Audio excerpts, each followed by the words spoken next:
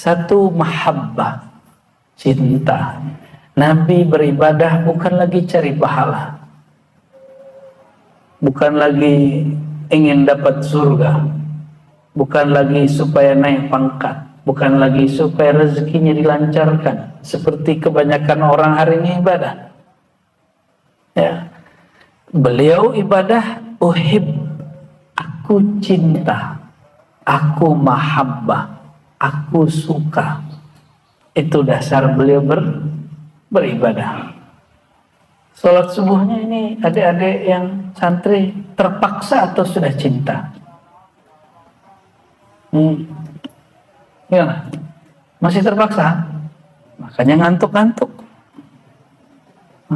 Kita yang sudah dewasa ini, bapak-bapak, ibu-ibu ini, sholat, gak usah sholat malam dulu, sholat subuhnya cinta atau terpaksa bayar utang?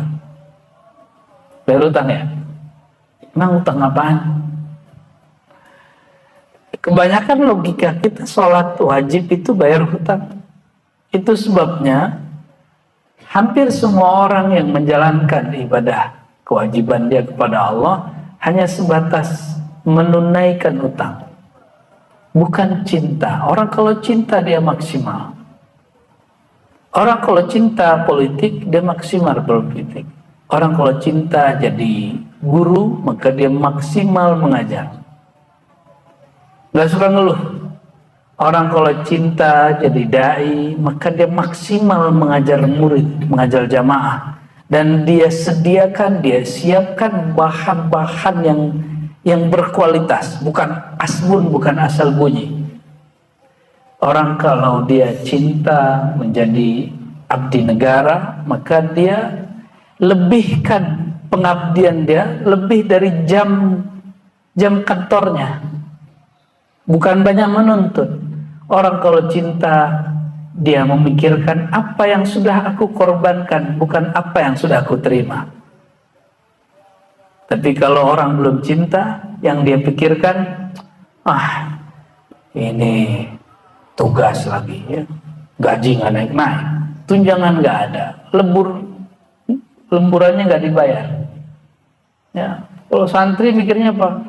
Aduh, ikop nih ikop. Ibadah dianggap ikop. Tapi bagi Nabi Muhammad SAW, beliau ibadah itu qiyamul lail karena cinta. Orang kalau ada cinta lama terasa sebentar. Nabi kalau sholat pernah Al-Baqarah tambah Ali Imran tambah An-Nisa baru ruku. Itu kena cinta. Gak sanggup kan? Gak sanggup. Ya semoga sekali seumur hidup pernah dilakukan. Saya pernah ada guru, dia melakukan itu. Karena dia masih hidup, saya gak usah sebut. Orang Mesir, sekarang tinggal di Indonesia, ya, ahli hadis, termutar, difitnah orang juga macam-macam. Dan murid daripada Sidi Abdul Aziz Al-Ghumari, beliau kalau sholat itu baca tartil dan panjang sekali. Subuh itu sholat mulai dari awal orang azan sampai kemudian kira-kira 20 menit sebelum syuruk baru selesai sholat subuhnya. Maka dia kalau sholat dia itu yang saya belum sempat nanya, kenapa engkau tidak jamaah? Ya, karena ternyata dia punya wirid sendiri. Ya. Dia punya jamaah dia sendiri. Sanggup nggak tuh? Mulai dari awal terbit fajar sampai sebelum terbit matahari 20 menit baru beres tuh sholat subuhnya. Ya. Pernah sekali dia telat pulang, terus dia sholat 2 jam, 1 rakaat 2 jam. Saya teringatlah hadis-hadis ini bahwa Nabi SAW pernah sholat Al-Baqarah, lanjut Al-Imran, lanjut kan? Bisa hadis itu dibalik ya. Al-Maidah lalu Al-Imran. Wallahu a'lam bishawab. Dan yang kedua, abdan, menjadi hamba. Hamba ini makom. Ya. Orang kalau udah cinta maka dia siap menjadi hamba. Dan hamba itu orang-orang yang melepaskan dirinya dari selain tuannya. Siapa tuan dia? Tuhan dia hanya Allah. Nah, salah satu nama Allah adalah Syakur. Apabila seorang hamba larut dalam cinta, mensyukuri Allah, maka dia diberi nur syukur dan juga bernama Syakur. Ya, di Syakur itu bukan hanya nama Kiai di Indramayu, bukan, yang baru wafat ya. Dulu pernah terjadi konflik antara saya dan beliau karena beliau mengkritik sahabat Nabi, tapi sudah, itu sudah selesai ya. Kita sudah pernah telepon-teleponan dan selesai. Syakur beda dengan syakir. Syakir bersyukur. Tapi kalau syakur, orang yang bersyukur, berterima kasih karena cinta. Maka syukur itu tidak hanya dengan ngomong alhamdulillah, tapi syakur dia berterima kasih dengan banyak bersujud kepada Allah Subhanahu wa ta'ala. Lalu syukur itu apa aja? Ada dua jenis orang bersyukur. Perhatikan kita yang mana. Ada syukur awam, syukur orang awam.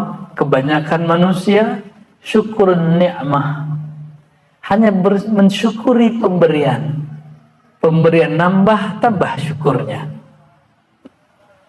Pemberian kurang syukurnya.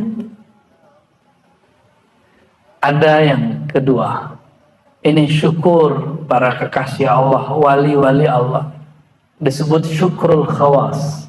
Apa itu? Syukrul mun'im, mensyukuri zat Allah yang memberi nikmat. Jadi dia tidak memperhatikan nikmat semata, yang dia perhatikan sumber nikmatnya dari siapa. Kalian ini adik-adik ini pernah dapat hadiah dari ini enggak? Santriwati enggak? Tapi jangan kasih tahu Pak Kiai. Nanti bisa disidang nanti mau Ustadz ya. Kita kalau dikasih hadiah oleh orang yang kita suka, itu berkesan sampai ke hati walaupun pemberiannya sedikit.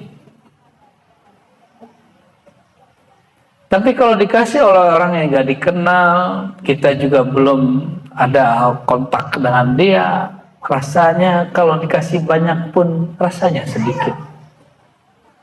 Tapi kalau diberi oleh orang yang kita kenal, kita suka, pemberiannya sedikit terasa besar. Maka suami istri kalau masih nuntut ingin dihormati, di ini, itu berarti dia belum kenal pasangannya.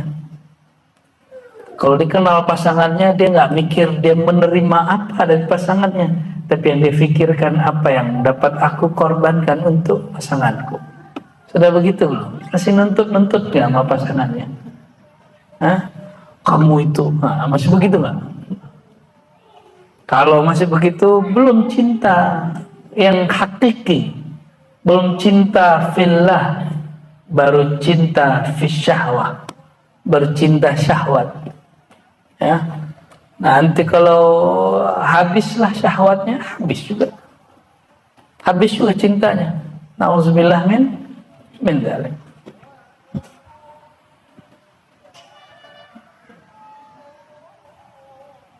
Nah, hadis ini riwayat Imam Bukhari dan Muslim, dan silsilah hadisnya sama, maka disebut muttafaq alaih. Namun redaksi ini redaksi Imam Al-Bukhari. Jadi hadis ini sahih ya. Selain Sayyidatuna Aisyah, juga ada sahabat Nabi Al-Mughirah bin Syu'bah, salah satu khadam Nabi Muhammad sallallahu alaihi wasallam. Ya. Jadi khodam Nabi itu banyak sekali, ada yang di dalam rumah, ada yang di luar rumah. Al-khamis, hadis yang kelima. Nah, hadis ini berkaitan dengan puasa, kita nggak usah baca. Hadis yang keenam. Ya, kita baca hadis yang keenam. Dari Sayyidina Abi Hurairah radhiyallahu taala anhu. Saya sudah sering menceritakan Abu Hurairah, tapi barangkali untuk santri-santri penting sekali. Abu Hurairah hanya 3,5 tahun ngaji dengan Rasulullah SAW. Tapi full. Dia tidak sibuk lain-lain. Waktu kami dulu ngaji hadis dengan salah satu ahli hadis Indonesia, ayah saya minta saya kerja. Saya bilang, Pak, izinkan saya 4 tahun saja dibeasiswakan, apapun caranya. Jadi saya minta beasiswa tapi bukan ke negara. Saya minta beasiswa ke bapak saya. Loh, kenapa? Kan teman-temanmu pada begini, perlu ceritakan semuanya. Ternyata beliau sering dengar kalau merantau ke Jawa, merantau kemana, itu biasanya ngajar kayak jadi apa kayak gitu. Ya. Sembari kuliah dia ngajar, sembari kuliah dia kerja. Saya bilang, kalau orang belajar itu dia sedang meniti salah satu nur Allah, yaitu ilmu. Dan Allah itu pencemburu. Allah tidak mau diduakan dengan kerja. Nah, maka coba lihat, ini orang-orang yang dia sebut, saya langsung balas. Si fulan, coba tanya hadis yang dihafal. Si fulan coba tanya fikih yang dia ngerti. Si fulan coba tanya berapa kitab dia selesai. Gak ada yang beres. Dia dapat gelar 2 di kampus dan di ma'had, tapi dia tidak dapat ilmu apa-apa. Langsung beliau bilang, oke, kamu fokus ngaji. Maka saya fokuslah ngaji. Karena saya tahu Allah tidak mau diduakan. Rasulullah SAW sangat pencemburu. Maka kalau ngaji hadis Nabi, ilmu lain pasti lewat. Ilmu lain kita jadi nggak asik. Yang asik cuma belajar hadis. Dan hadis itu ada 2 jenis, ada sanad, ada matan. Sanad itu baca nama guru. Baca nama guru saja itu sudah indah sekali bagi ahli hadis. Apalagi baca Nabi Muhammad SAW. Jadi nyebut Anin Nabi sallallahu alaihi wasallam, itu orang bisa nangis, Pak. Dari Nabi Muhammad SAW. Jadi saya sering merasakan kayak bukan duduk di Jakarta, di Ciputat, di Indonesia, kayak pindah ke masa lalu. Kayak seakan-akan Rasulullah SAW ada di antara kita. Setiap kali mengatakan Anin Nabi SAW, qala, dari Nabi Muhammad SAW beliau bersabda. Itu luar biasa indahnya, dan itu nikmat tidak dapat saya ulangi. Ya, itulah bertahun-tahun, 4 tahun mengaji, lalu saya diperintahkan beliau untuk mengajar sampai kemudian beliau wafat, dan setelah wafat pun masih ngajar. Ya, itu berkat cinta kepada Allah, cinta kepada Rasulullah SAW. Oleh karenanya hadis pun saya tidak menghafal. Karena cinta cukup ingat yang kita cintai, itu langsung ingat semua. Nggak perlu ingat-ingat hurufnya, langsung ingat hadisnya. Maka insya Allah apapun yang kami amalkan itu pasti ada dalilnya, hadisnya dari Nabi Muhammad Sallallahu Alaihi Wasallam. Dalilnya sebenarnya satu aja, cinta Nabi Muhammad Sallallahu Alaihi Wasallam. Sayyidina Abu Hurairah mengatakan Nabi Sallallahu Alaihi Wasallam bersabda, al-mu'min al-qawi khairun wa ahabbu ilallah min al-mu'min al-dhaif. Ini hadis juga sering dipakai oleh orang-orang pergerakan. seorang mukmin yang qawi, bukan Jokowi, bukan. Qawi, apa arti qawi? Kuat. Khairun, lebih baik, wa ahab, lebih dicintai ilallah, oleh Allah, minal mu'minud dhaif, dari mukmin yang dhaif. Apa saja yang kuat di situ? Kuat pertama kalbu dulu. Kalau mukmin, iman di mana? Iman di fisik atau di kalbu? Maka yang dimaksud di sini iman atau kalbu yang kuat pada seorang mukmin lebih Allah cintai daripada orang mukmin yang hatinya membleh, hatinya dhaif, ya, gampang terpengaruh, ya. Kayak tadi itu bagian daripada hati saya kuat atau tidak, bapak saya nanya itu. Nah, itu masalah mau ngaji. Pas mau nikah belum ada kerjaan, ditanya lagi, yang nanya bapak saya lagi. Pertanyaannya tahu nggak apa? Kamu mau makan apa? Mau ngasih anak orang makan pakai apa? Itu pertanyaan bapak saya, ngetes. Lah bapak saya kan orang torekot, ya, sufi. Saya balikin, masa sufi nggak ngerti yang begituan? Beliau senyum, ente nikah. Ya, kita balikin begitu. Karena saya tahu ada imam sufi bernama imam dari zaman salafus saleh. Jadi tasawuf itu sudah ada di zaman salafus saleh. Namanya Imam Abu Yazid Al-Bustami. Wafat sama dengan Imam Muslim 256 Hijriah. Berarti masih salaf toh? Abad ketiga. Imam Abu Yazid ini ba'da subuh itu zikir dulu sampai syuruk. Orang sudah pulang, beliau lanjut zikir lagi sampai duha. Lagi zikiran imam, ya, imam yang suaranya sangat bagus, bacaannya panjang, fasih, bukan main. Seorang pemimpin agama di kota itu negur dia, Pak Yazid. Nah, Abu Yazid kependekannya apa? Ya, Bayazid, Bayazid, dengan apa engkau makan hari ini? Orang-orang kerja, engkau duduk di masjid. Orang-orang berangkat ke ladang, ke sawah, ke pasar, engkau masih sibuk dengan tasbih. Tahu nggak jawaban beliau apa? Hah? Imam masjid ngomong begitu kan? U'idu salati lianna salah khalfa man la yu'min birrazzaq la tasih.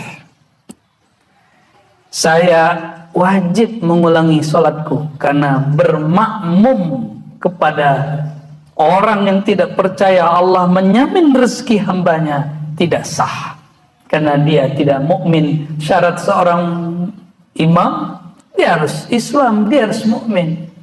Maka dia ulanglah, dia qada salat subuh, di salat subuh lagi Pak, kunut lagi dia, kunut di waktu duha. Itulah sejarahnya, ya, subuh plus duha itu terus dalilnya tuh. Itu Imam Abu Yazid, ya. Jadi kita jangan remehkan ada orang-orang kayak jemaah tabligh, orang-orang sufi tarekat yang suka duduk zikir, kiai-kiai yang hanya duduk di pesantren-pesantren. Ya, mereka bukan berarti nggak ada duit mencari dia, bukan dia mencari duit, itu beda makomnya. Orang-orang seperti kebanyakan kita mencari duit, benar nggak? Orang cari duit, ta'iba abdud dinar, sungguh lelah pencari duit. Ini kalam Nabi, ini kutukan dari Rasulullah SAW. Ta'iba abdud dinar, ta'iba abdud, 3 kali Rasulullah berkalam. Lelah, susah, capek, makan hati pencari rupiah dolar. Tapi kalau dibalik gimana? Raha Abdullah, Raha Abdul Ghani, Raha Abdul Razak. rehat, istirahat. Sungguh senang santai hidup orang yang dia menghambakan diri kepada Allah, maka dunia datang menjadi pasukannya. Nah, pilih mana? Tetap kerja, tapi pikiran hatinya harus nyambungnya sama Allah. Cintanya sama Allah, sama aktivitasnya. Sama-sama dosen, sama-sama kerja di kantor, sama-sama petani, terserah. Urusan hati itu paling penting, ya.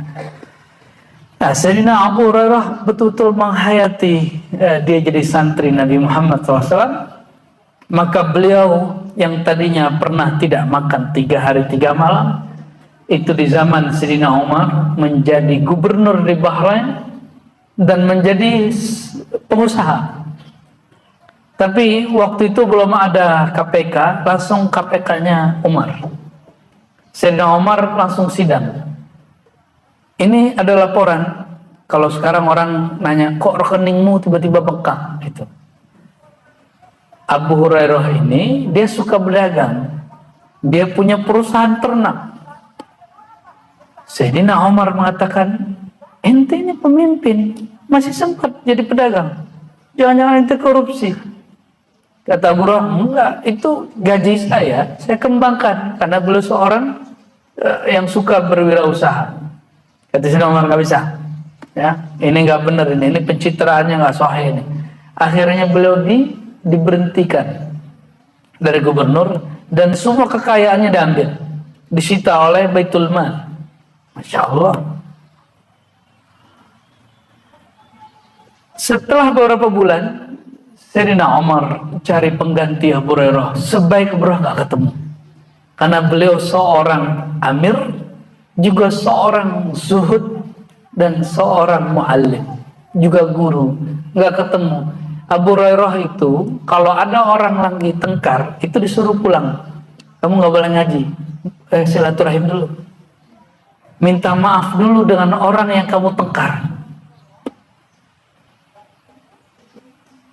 Kenapa? Karena rahmat Allah tidak turun di majelis yang ada orang memutus silaturahim. Maka kalau kita tengkar, Bapak Ibu, ya saling beri maaf lah, ya. Mau di kajian di masjid, mohon maaf saya nggak ngikutin isu-isu nih di komplek ini. Biasanya komplek itu isunya komplek juga, ya. Semoga hatinya lebih lapang daripada komplek ini. Amin, ya. Jadi kalau ada konflik, ya orang dewasa, orang waras, dia banyak mengalah. Yang penting ada aktivitas di sini, di kampung tempat kita tinggal, supaya nurnya jalan. Jadi orang kalau tengkar, Bapak Ibu, ini kampung yang sejuk ini jadi panas. Mau panas apa sejuk? Mau sejuk, sambung silaturahim. Jika ada konflik-konflik, selesaikan segera. Mesti ada tokoh-tokoh masyarakat yang mengislah, karena dalilnya fa'aslihu baina akhawaikum. Maka islahlah, perbaikilah hubungan antara saudara-saudaramu. Ini kita saudara satu komplek, nggak usah perhatiin dulu imannya atau sholatnya, ya. Semoga tambah baik, ya. Dan saya kan juga nggak ada di grup WA lagi kan, jadi nggak tahu nih isu-isunya apa, ya. Semoga lebih baik, amin ya rabbal alamin. Cuma curiga sih kita ada juga yang aneh-aneh.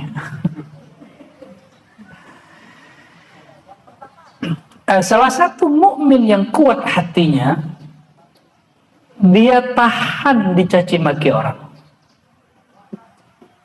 Badan gede, disindir dikit mundur. Itu orang hatinya lemah.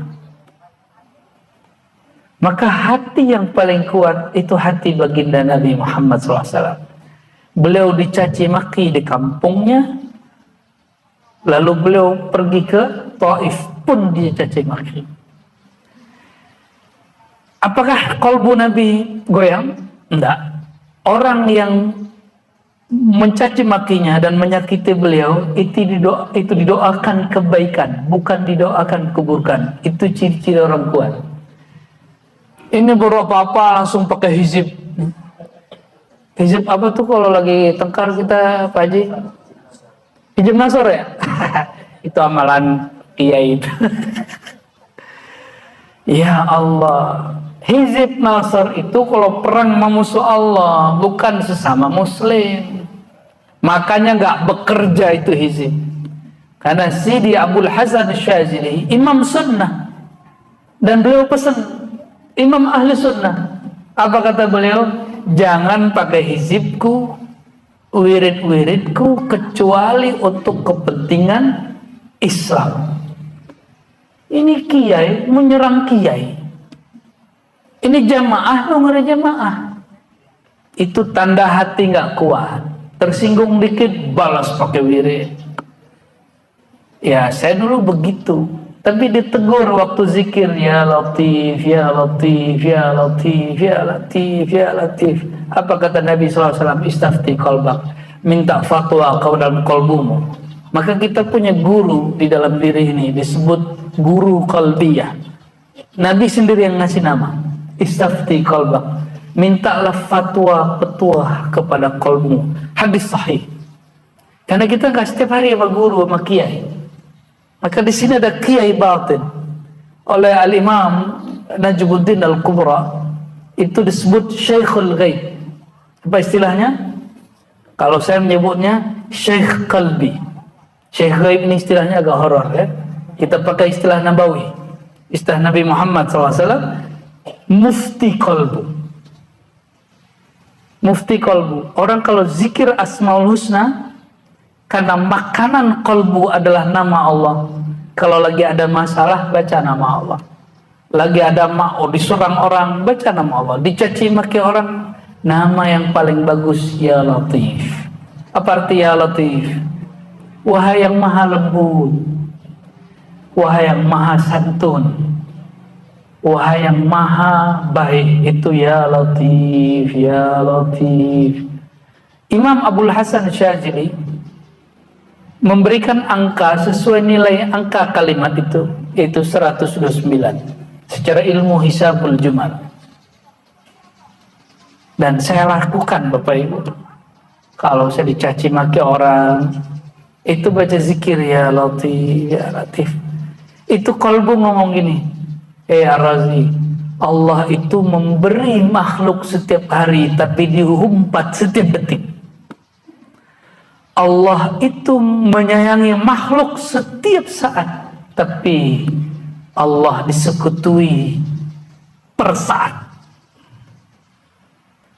Dan dia tetap memberi, dia tetap mengasihi. Itu zikir hari pertama. Besok saya zikir lagi. Datanglah wajah-wajah orang yang dulu teman kita, kemudian mencaci maki kita, ya, kawan kita, murid kita yang kemudian jelek-jelekin kita. Dengan zikir Ya Latif, Ya Latif, muncullah kisah Nabi Muhammad SAW. Ya, beliau berangkat ke Taif. Dari Taif bukan dilempar kerikil saja, dilempar dengan tai. Ya, kotorannya onta. Nauzubillah min. Saya sholat di tempat beliau berdarah-darah itu. Ya, kita lama di situ ya, merenung-merenung di Taif itu ya. Pak Haji sering bawa orang tuh ya. Dan kita nggak tahan ya membaca riwayat itu, barulah kemudian hati itu menjadi kuat. Maka mau kuat hatinya, baca sirah Nabi Muhammad SAW. Wajib mempelajari kisah perjuangan Nabi, kisah sedihnya Nabi, kisah Nabi dapat ujian. Apalagi kayak Pak Kiai ini, beliau buat pesantren pasti ada ujian. Nggak ada orang nggak diuji, jangan jadi mukmin. Apalagi mau buat pesantren, nggak mau diuji, jangan jadi kiai. Begitu kata kiai kita dulu. Jangan dikira kiai-kiai punya pesantren di luar itu nggak ada konflik, ada konflik semua. Sama nih kalian ini pasti ada konflik-konflik juga nih sesama santri ya. Ada ya, awal-awal. Sudah ada yang tonjok-menonjok loh. Jangan lapor orang tua, ya. Bereskan sesama mukmin yang qawi, nggak usah lapor-lapor, nggak usah cengeng. Ya. Ini dikit-dikit lapor ke emaknya, ya. Celana dalam habis, lapor emaknya.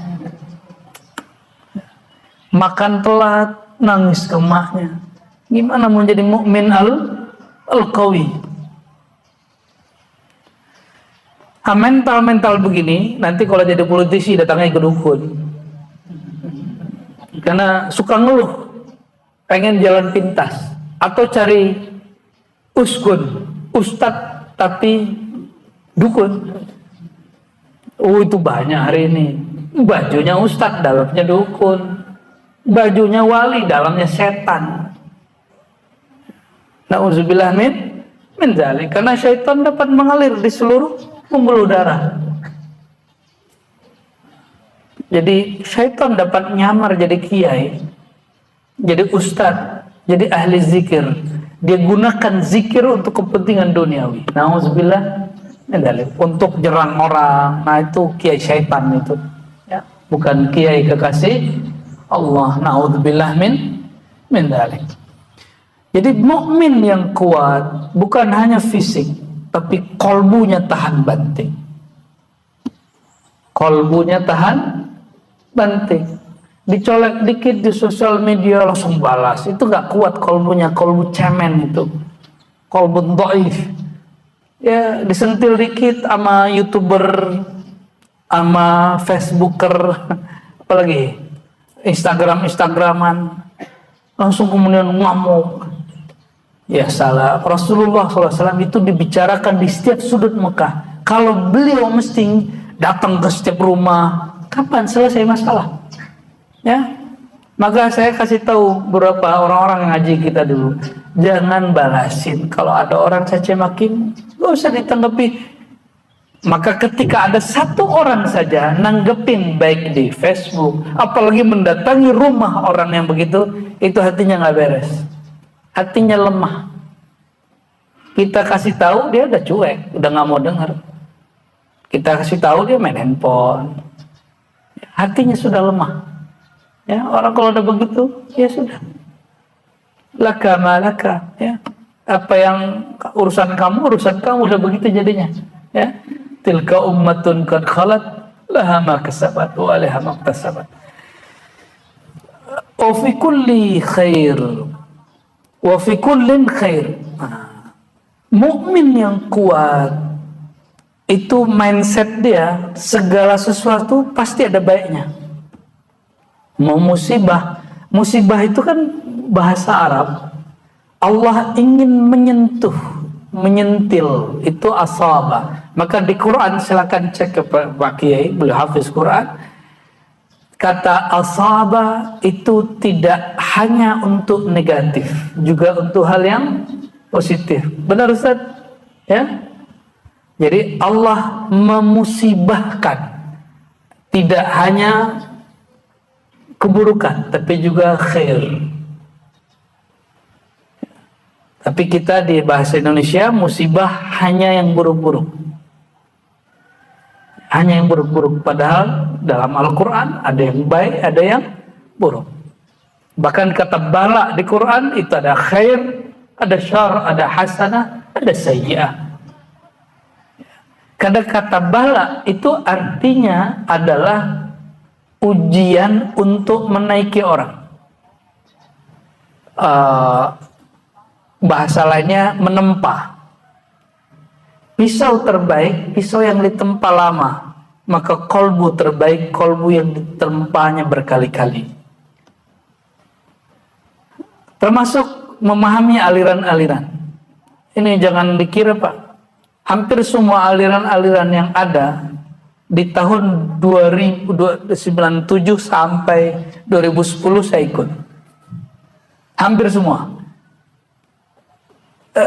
Minimal ada perwakilan yang mirip satu.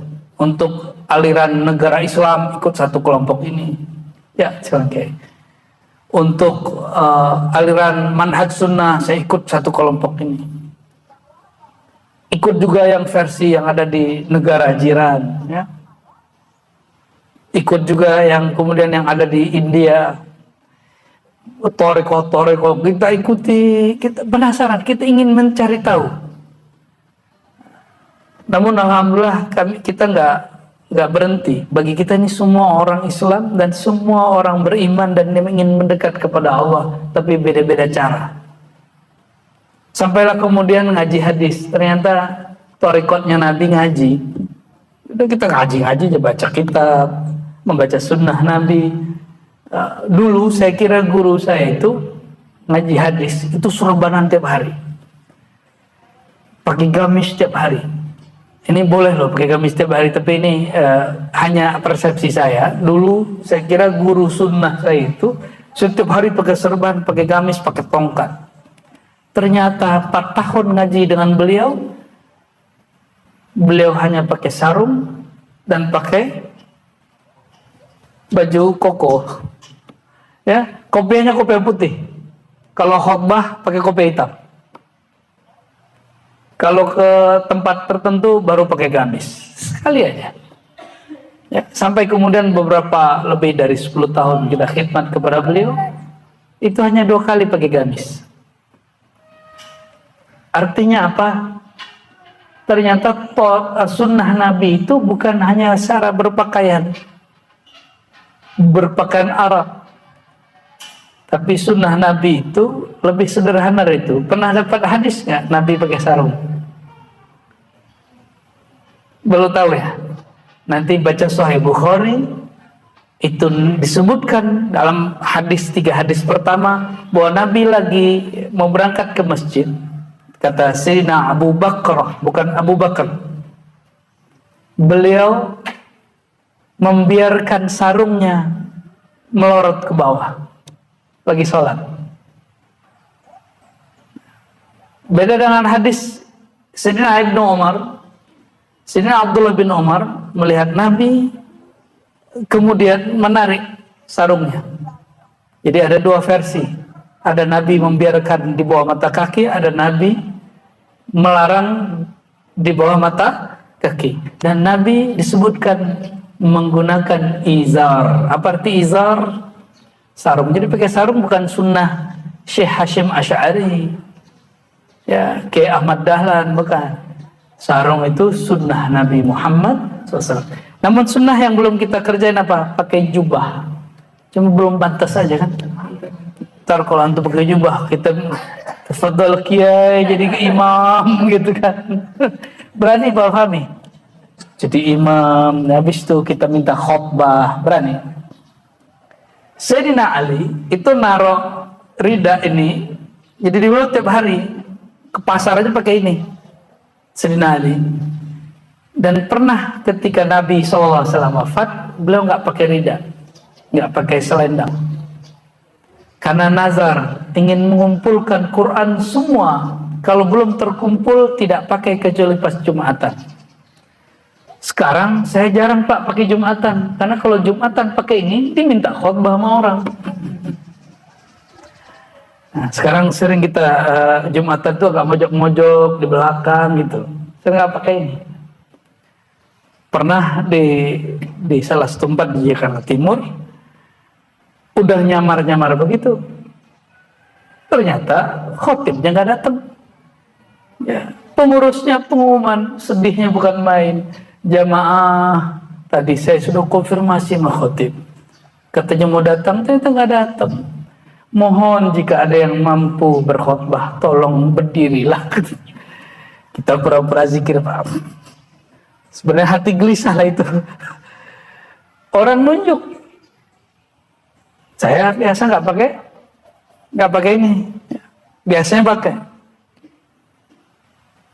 Terpaksalah khotib. Nah, mau minjem ini, itu jamaahnya nggak sopan.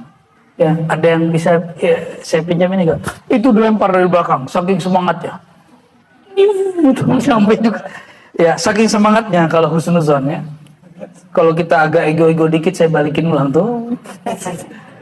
Ya sudah, yang penting berkhutbahnya mengamalkan sunnah Nabi Muhammad Sallallahu Alaihi Wasallam. Sunnah-sunnah kecil.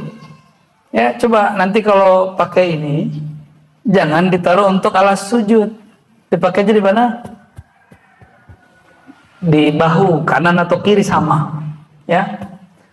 Kalau Nabi istisqa itu ada doa berumus simbolis.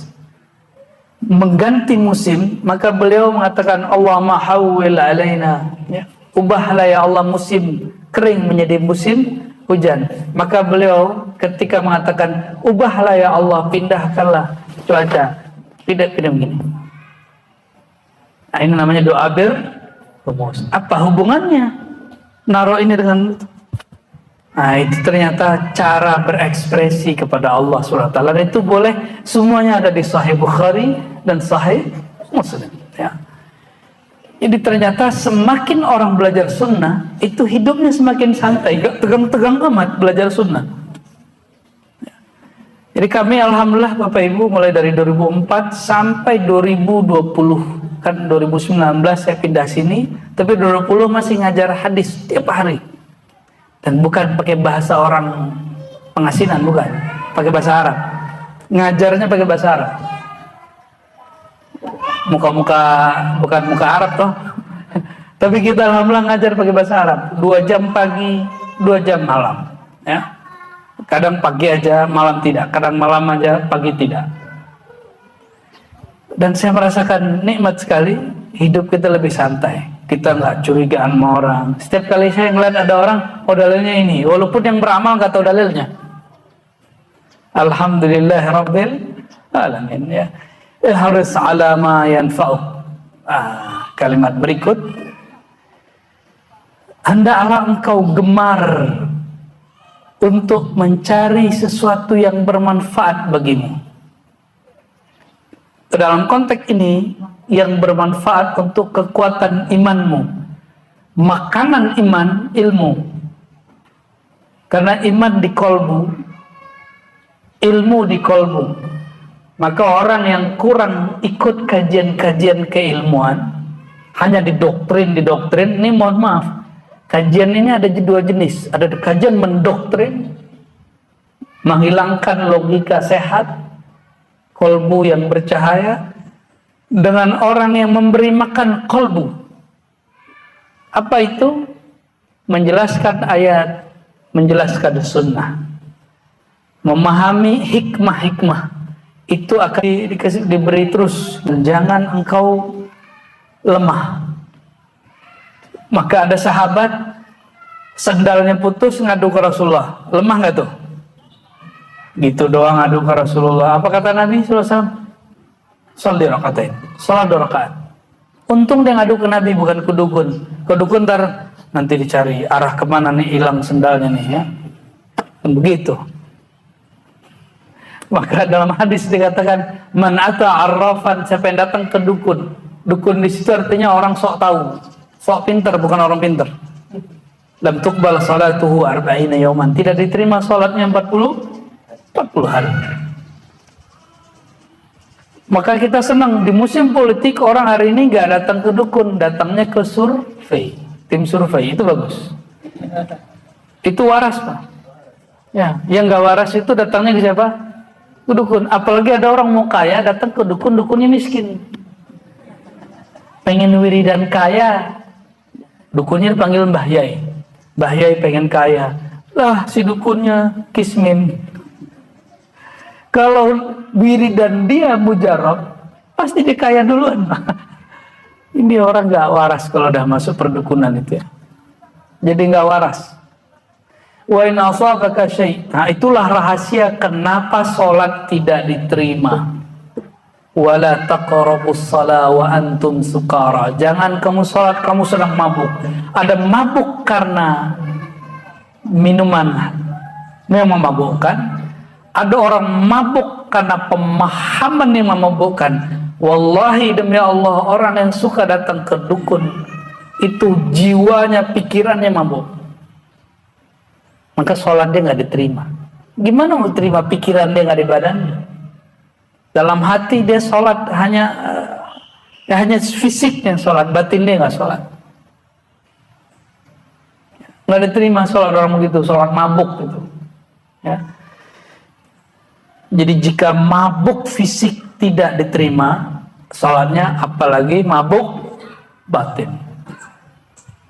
Kalau orang minum khamar, dia tobat Pak besok, selesai. Tapi kalau orang datang ke dukun, tobatnya mesti nasuha, baru ibadah dia diterima, sholat dia diterima. Ya, na'udzubillah min dzalik. Wa in asabaka syai', jika engkau mengalami sesuatu, fala taqul law anni fa'altu kadza, seandainya aku melakukan ini, melakukan itu. Sering ngomong begitu enggak? Ya, mohon maaf nih, pernah jatuh motor enggak? Pernah. Coba kalau aku tadi lewat sono, gitu enggak? Ya, pernah tabrakan enggak? Terus ngomong, coba aku tadi. Nah, kalimat begitu minasyaitan, ya, dikatakan fa inna law, karena kalimat seandainya, coba kalau begini, taftah amal syaitan, engkau sedang membuka akses untuk aktivitas syaitan. Udahlah, darah kita mengalir syaitan, jangan biarkan dia bekerja di dalam ini, ya. Oleh karenanya guru-guru kami kalau mengajarkan zikir dimulai dari kolbu. Kolbu berkait dengan jantung. Jantung itu ingin dikuasai oleh syaitan karena dia memompa darah. Maka Imam Surawardi dalam kitab Awariful Ma'arif menjelaskan, dahulu di zaman masih surgawi, syaitan meminta, iblis meminta, ya Rabb, izinkan aku masuk ke jantung manusia. Maka di situ Allah marah. Aku izinkan engkau mengalir di pembuluh darah, tapi tidak aku izinkan engkau masuk ke dalam jantung. Tapi kalau semua pembuluh darah kita sudah diisi, jantung kena nggak? Ya. Maka penyakit yang paling bahaya pada seorang mukmin was-was. Itu sebabnya awal surat Al-Baqarah, Alif Lam Mim dzalikal kitabu la raiba. Itulah Alkitab, tidak ada keraguan, syak. Penutup Quran, min syarr qul a'udzu binnas malikin nas ilahin nas min syarril waswas, dari keburukan waswas. Waswas paling bahaya, waswas ragu. Ya, dari siapa? Ada dua, minal jinnati wan nas, dari jin dan manusia. Tapi di mana dia bekerja? Sudur, fi sudurin nas. Maka syaitan ada dua, syaitan jin, ada syaitan manusia. Maka syaitan itu bukan sosok, syaitan itu sifat. Sifat yang mewas-waskan orang. Misalnya gini nih, ini mohon maaf, dia jangan sering ngomong gini ya. Ada teman jalan ke masjid, pas dia ke masjid ngomong, bro, lu tobat. Akhir dia besok malu datang, karena hati dia belum kuat. Ya, dia bilang tobat nih, udah sholat di rumah aja deh. Nah, omongan begitu tanpa kita sadari, karena sudah jadi latah. Di lidah ada darah. Di darah itu ada syaitan itu. Tapi kalau kalbu orang itu kuat gimana? Biasa aja dia. Ya. Kalau ustadz lain lagi, dia ngomong gini, ustadz nggak takut ditinggal jamaah. Hati-hati. Ustadz nggak takut nanti pesantrennya bubar, orang sepi, begitu. Ya. Itu ujian para dai, para ustadz. Belum jadi ustadz kan sebagian besar kan, ini nggak tahu pengalaman itu. Itu berat sekali. Banyak sekali kawan-kawan saya para pendakwah, aktivis dakwah, itu mundur. Hanya kenapa? Takut ditinggalkan jamaah. Sejak kapan jamaah meninggalkan imamnya? Yang ada imam meninggalkan jamaah. Berarti si imam menjadi jamaah, si imam jadi makmum. Sejak kapan imam mengikuti selera makmum? Yang ada makmum harus mengikuti selera imam. Imam toleransi dengan makmum, tapi bukan mengikuti selera makmum. Itu beda.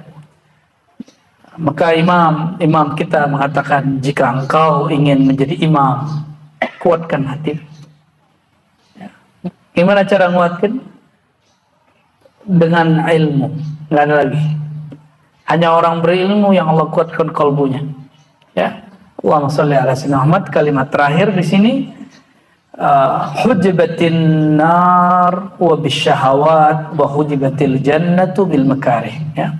Nabi SAW diriwayatkan oleh Abu Hurairah bersabda, neraka dihijab dengan syahwat. Bukan satu syahwat, syahwat. Apa arti syahwat? Syahwat dalam bahasa Indonesia nafsu seksual, nafsu kebinatangan. Tapi dalam ilmu keislaman, ini yang paling bagus menjelaskan Imam Ghazali. Syahwat itu ada 2, bahkan 3, bahkan 4. Ada syahwat binatang ternak, itu makan, minum, kawin. Makan, minum, kawin. Ada syahwat emosi, ingin marah menguasai orang, itu syahwat sibaiyah seperti binatang buas. Ada syahwat syaitaniyah, syahwat yang suka memanipulasi orang. Ada nggak teman-teman kita nggak tenang kalau nggak manipulasi hati orang? Tapi orang itu sebenarnya lemah. Maka provokator rata-rata itu otaknya otak syaitan. Ketika orang demo, dia nggak ada di demo.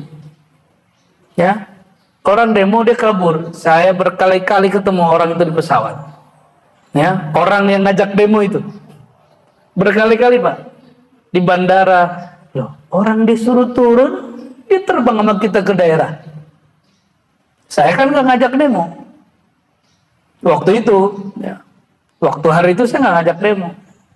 Karena torikoh saya nggak demo, Pak. Mandat saya nggak demo. Mandat kita an-nasihah. Suka beri nasihat dan suka mendoakan kebaikan, bukan suka mendemo keburukan. Ya, kalau orang suka demo itu hak dia, hak demokrasi. Kalau nggak dikit-dikit demokrasi. Itu banyak yang provokator itu otaknya otak syaitan. Ya, jadi otak-otak intelektual dari kegaduhan di semua negeri itu syaitan sampai ke otaknya. Jantung dia mungkin tidak, tapi sampai ke otaknya. Lalu ada syahwat malaikat. Malaikat punya syahwat. Tapi malaikat tidak makan, tidak minum seperti kita, tidak kawin seperti kita, tidak emosional seperti kita. Tapi dia punya syahwat. Apa syahwat malaikat? Syahwat malaikat itu hanya mendatangi majelis ilmu dan zikir. Maka kalau ini kan nggak lihat kan? Antum kalau lihat ke atas, kalau kolbunya tajam, Allah bisa rasakan, kasih rasakan bahwa malaikat lagi rame. Karena setiap kali ada majelis orang menyebut nama Allah, ilmu Rasulullah SAW, malaikat mengatakan, wahai malaikat pojok timur, barat, utara, selatan, halumma ila hajatikum. Mampir sini, gabung sini. Dan sampai kemudian rame begitu. Apa hajat mereka? Mendengarkan kalam-kalam Nabi SAW. Maka malaikat itu ilmunya pengen nambah juga. Lalu Nabi SAW mengatakan, tahukah kalian apa rezeki yang Allah beri kepada malaikat? Yaitu tasbih, subhanallah bihamdi, subhanallahil azim. Itu rezekinya malaikat. Kalau ingin rezekinya diberkahi Allah, bacalah subhanallah bihamdi, subhanallah azim 100 pagi, 100 sore. Diberkahi rezekinya. Ya. Saya jarang sekali meninggalkan ini, dan Allah beri rezeki keberkahan yang luar biasa. Sedikit lebih berkah daripada banyak serakah. Ya. Rasakan sendiri ya. Orang kalau zikir apa tadi? Subhanallah bihamdi, subhanallah azim, yang dibaca orang yasinan itu bukan dari kiai, itu dari Nabi. Subhanallah bihamdihi, subhanallahil azim. Maha hebat Allah, yang terpuji, maha hebat Allah yang maha besar, maha agung. Baca itu 100 kali, sabar aja. Orang bisa main handphone berjam-jam, kenapa nggak bisa main kolbu hanya 10 menit? Ya, cobain deh. Ya. Terus itu syahwat apa tadi? Malaikat. Ada syahwat kolbu. Apa syahwat kolbu? Menyebut nama Allah dan mengenal yang punya nama. Lanjut lagi. Ini masih banyak jadi syahwat. Kita langsung puncaknya aja. Ini dipendek 4, 7 bahkan. Ada syahwat ruh. Ruh punya syahwat. Jadi syahwat itu artinya apa? Keinginan-keinginan. Syahwatnya ruh ingin jumpa dengan Allah Sang Pencipta. Ingin jumpa dengan ruhaniah Rasulullah SAW. Jadi orang yang sholawat, rindu Rasulullah, ingin mimpi, itu ruhnya. Ruhnya yang kemudian ingin merasakan itu. Dan itu kabar gembira kepada siapapun yang merindukan Rasulullah SAW. Ya, berarti ruhnya sudah menemukan syahwatnya. Dan itu disebut syahwat ruhiyah, syahwat aliyah muqaddasah, syahwat yang suci. Maka tidak semua syahwat negatif. Inilah rahasia kenapa Nabi juga menikah. Coba saya mau nanya Bapak Ibu. Kalau dalam logika orang awam, orang suci itu tidak menikah, benar nggak? Tapi dalam logika Nabi SAW, kalau pikirannya kepikiran syahwat lawan jenis, dia mesti salurkan dengan cara yang halal. Dengan membaca nama Allah. Dengan berzikir saat melakukannya. Itu logika Nabi. Jadi nggak munafik. Dia membayangkan, tapi dia menolak. Dia mengangan-angankan, tapi dia mengharamkan. Dia bilang bid'ah haram, nonton begitu, tapi dia tonton kalau dia sendiri. Jadi benarlah tuh ya, candaan ada adik kelas saya yang di podcastnya Deddy Corbuzier itu, ketika ada seorang pendeta mengatakan, kenapa sih Islam mengharamkan babi? Dia alihkan, itu logika mengalihkan kalam. Pinter juga adik kelasku itu ya. Apa kata dia? Waduh, manggilnya Pak Pendeta Pak Bante. Pak Pendeta, lebih nikmat kawin nikah daripada babi. Diam langsung. Hal yang nggak nyambung tapi nyambung jadinya. Nah, Nabi SAW menikah itu syahwatnya kira-kira syahwat binatang, syahwat ternak, syahwat buas, syahwat syaitan, syahwat malaikat, apa syahwat ruhiyah. Aktivitasnya sama-sama makan, sama-sama kawin, sama-sama jima, sama semua. Tapi dimensi kolbunya beda. Itu yang disebut innamal a'malu bin niat. Niat Nabi begitu untuk menyaksikan rahmannya Allah, rahimnya Allah. Nah, kalau antum begitu tak nikah di sini ya. Ya, jadi menikah untuk menyaksikan rahman dan rahimnya Allah. Bukan sekedar melepas nafsu kebinatangan. Apa bedanya dengan binatang? Maka disebut hujibatin nar bisyahawat. Nar, neraka, dihijab dengan syahwat. Syahwat, apa yang maksud sini? Nah, maka nar ini ada nar hakiki, itu nar tempat disiksa. Ada nar yang sifatnya maknawi. Nar maknawi, kata Imam Ghazali, segala sesuatu yang tidak sesuai dengan kehendak Allah, tapi sesuai dengan syahwatmu. Syahwat di situ syahwat binatang dan syahwat syaitan. Bukan syahwat malaikat atau syahwat ruhiyah. Ya. Segala sesuatu yang mengikuti syahwat kita itu nar. Karena neraka itu dibalut dengan kesenangan-kesenangan. Maka saya kalau tanya, jam 2, jam 3 senangnya bangun sholat zikir atau tidur? Tidur itu bagian dari syahwat badan. Syahwat badan, ya.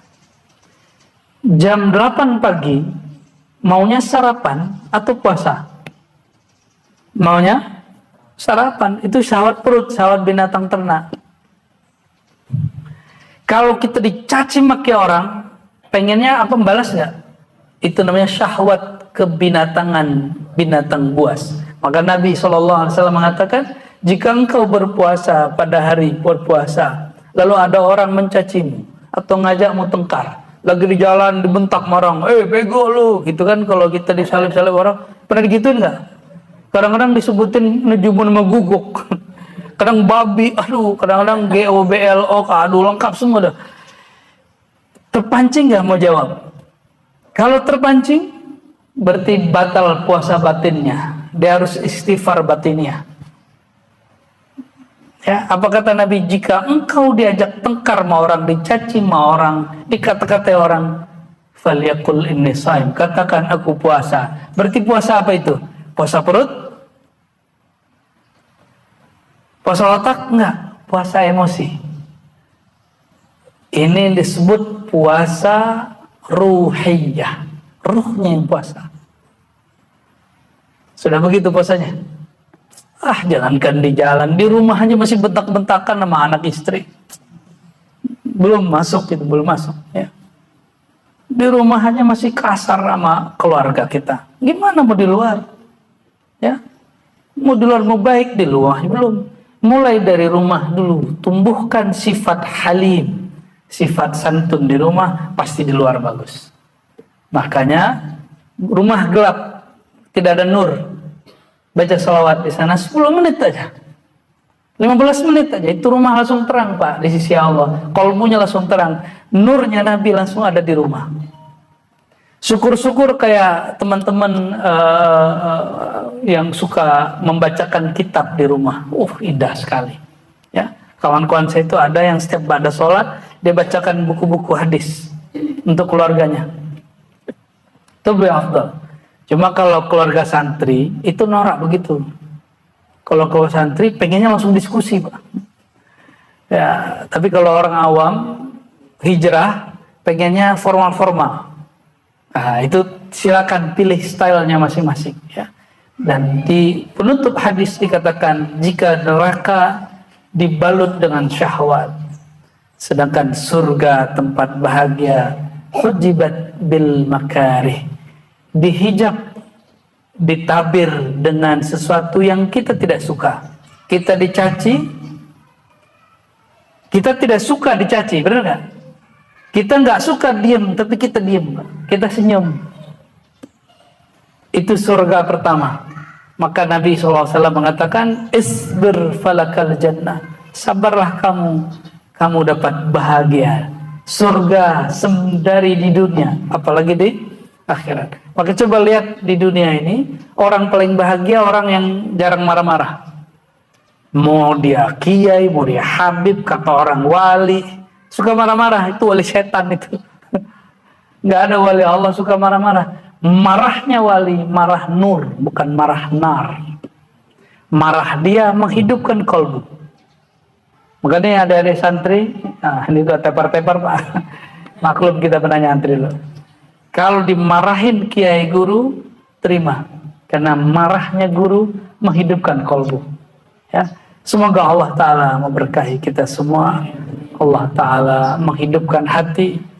Allah Ta'ala menjadikan kita abdan syakura, hamba yang banyak bersyukur, larut dalam syukur, menjadikan kita mukmin yang kuat, bukan mukmin yang lemah, menjadikan kita orang yang tidak tergoda oleh syahwat-syahwat zahir dan batin, tapi kita kembali kepada hal-hal yang Allah cintai.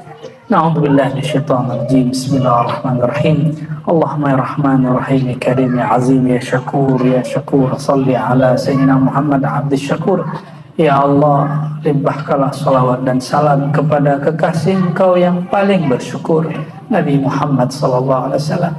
dan izinkan kami yang berselawat, yang mengkaji tentang beliau, menyebut-nyebut nama beliau, ya Allah, kami mendapatkan limpahan rasa syukur dari beliau, sehingga diri ini menjadi hamba yang bersyukur, dan keluarga kami menjadi keluarga yang bersyukur, jamaah kami menjadi jamaah yang bersyukur.